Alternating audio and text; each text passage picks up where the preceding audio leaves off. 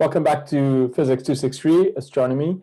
This is section 8, and as always, I'll try to follow the lecture notes.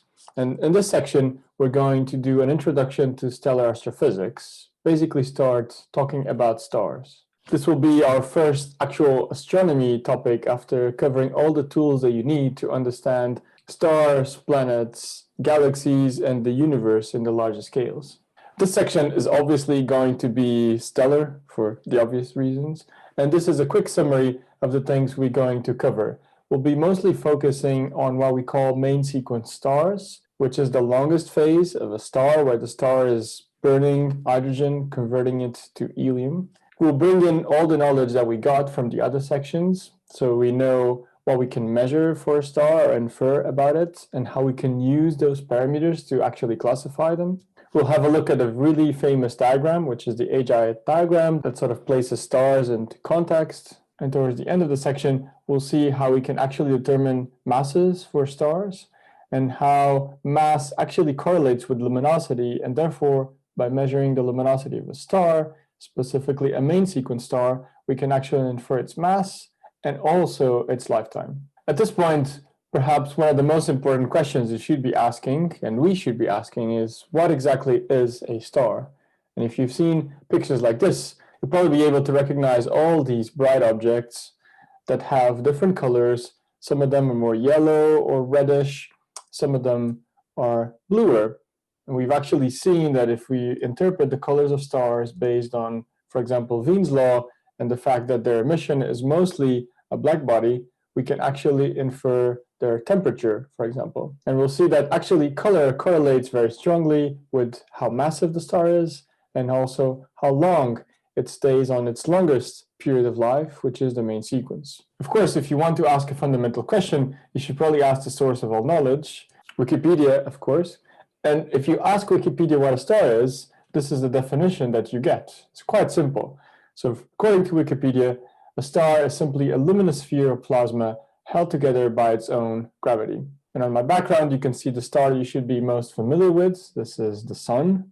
The sun, as we'll see, can have solar spots. This is a solar spot.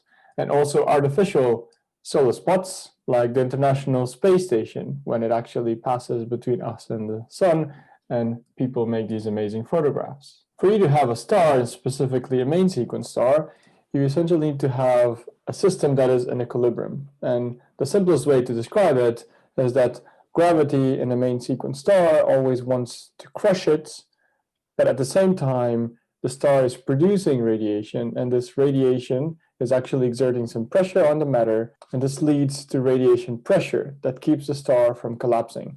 And during most of star's lifetime, during the main sequence, this is a relatively good equilibrium. Essentially, radiation pressure will be balancing out gravity in an almost perfect way, such that the star is not really expanding or contracting.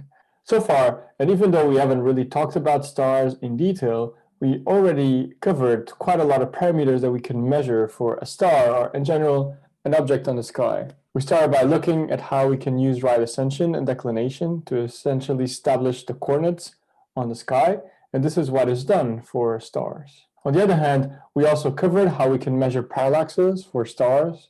Those that are nearby are easier to measure because they'll have the larger parallax angles, but we can also do it for more distant stars, including with a satellite that's named Gaia. One thing that I mentioned very briefly is that in practice, because we are going around the Milky Way and all stars are orbiting the Milky Way, the sky is technically not static, and some stars will move their position of RA and DEC every year, just a little bit.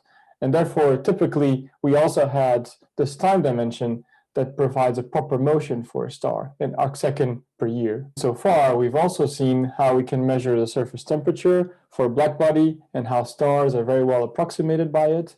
So if we take a spectrum and look at the peak, we can use Wien's law to estimate the surface temperature. Or if we use magnitudes, we can also compute differences in magnitudes and therefore colors. These colors also can be translated into temperatures. We've also seen how spectroscopy is crucial to unveil the chemistry of a gas or specifically of a star. We can identify specific lines that will tell us of the presence of specific elements. And if we combine different lines and look at their strengths, we can use the Boltzmann and the Saha equation to also transform that into a temperature, for example. In addition to that, we've seen that as stars are very well approximated by a black body, we can actually use Stefan-Boltzmann law to calculate the luminosity of a star if we know the temperature, and we can get the temperature for Wien's law or from a color. And also that because of the way that luminosity will be propagated,